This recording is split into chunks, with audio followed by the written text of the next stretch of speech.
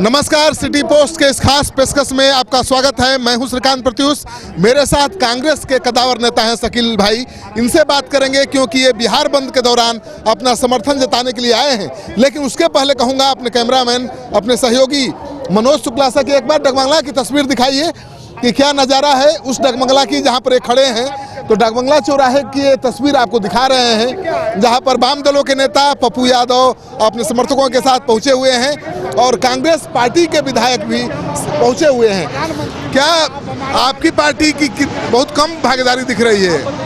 भागीदारी हम लोगों ने सुनिश्चित करवाई है और मैं हूं, हमने पार्टी की तरफ से बातें भी रखी हैं। सवाल ये है कि ये तो आम जनता का माहौल बन गया, आम जनता का जुलूस एहतजाज उसका बन गया है।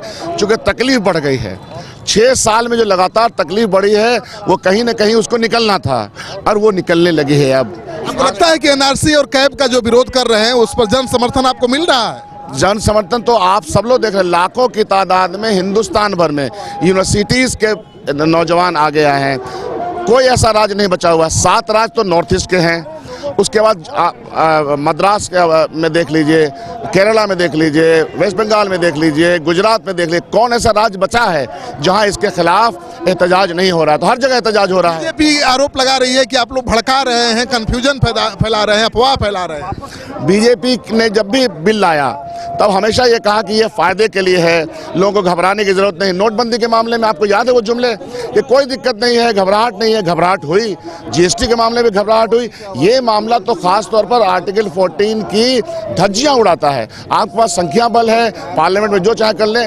देश की जनता लोकतंत्र को बचाने में सक्षम है और अपनी सक्षमता का इजहार कर रही है। लेकिन भारत के जो मुसलमान हैं उनके अहित में कहाँ है, उनके विरोध में कहाँ है? सवाल मुसलमान हिंदू का है नहीं। ये तो भारतीय जनता पार्टी की राजनीति है कि वो पोलराइजेशन की सियासत करे। यहाँ तो हिंदू मुस्लिम सिख ईसाई आपस में भाई भाई कह कर के हम लोग पैदा हुए हैं। तो ये उसका मामला नहीं है। मामला ये है कि जो हमारा सेट एजेंडा है, आर्टिकल 14, 15 जो आपको वो अधिकार देता है, नागरिक का अधिकार देता है, उस अधिकार में छेड़छाड़ है, वो कोई भी बर्दाश्त नहीं करेगा।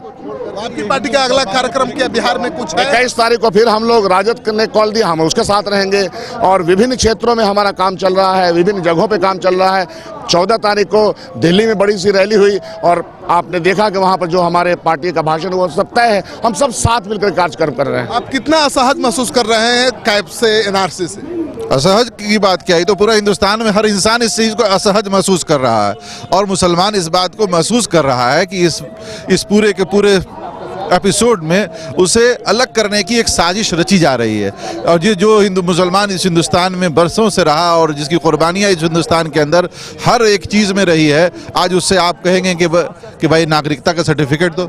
यही एक बहुत बड़ी तौहीन है इस हिंदुस्तान के आवाम के साथ कि हिंदुस्तान में इतने सालों नागरिकता का सर्टिफिकेट केवल मुसलमान से ही नहीं मांगा जाएगा, सबसे मांगा जाएगा। तो फिर क्यों मुसलमान विरोध करेगा? भाई इसको इसी के लिए तो मैंने आपसे कहा कि भाई एनआरसी और सीएए को एनआरसी के साथ आपको मिला के देखना पड़ेगा कि भाई जो गरीब मुसलमान सर्टिफिकेट नहीं दे पाएंगे, गरीब इंसान सर्टिफिकेट नहीं दे पाएंगे, उनका क्या होगा आप बताइए।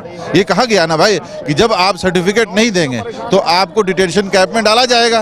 कहां से गरीब मुसलमान? आपको लगता है कि जो आपकी कम्युनिटी है वो डरी हुई है, सहमी हुई है इस बिल से?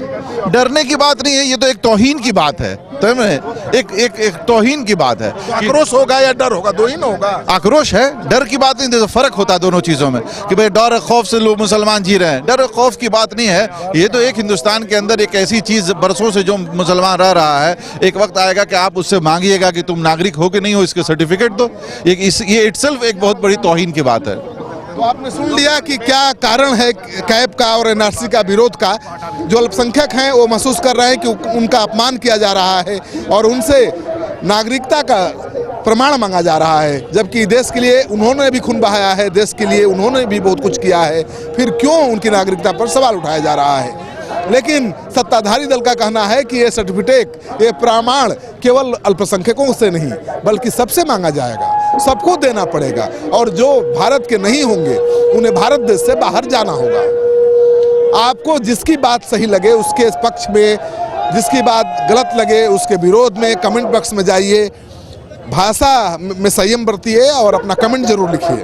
आपका सहयोग समर्थन हमें लगातार मिल रहा है, इसे बनाए रखिएगा।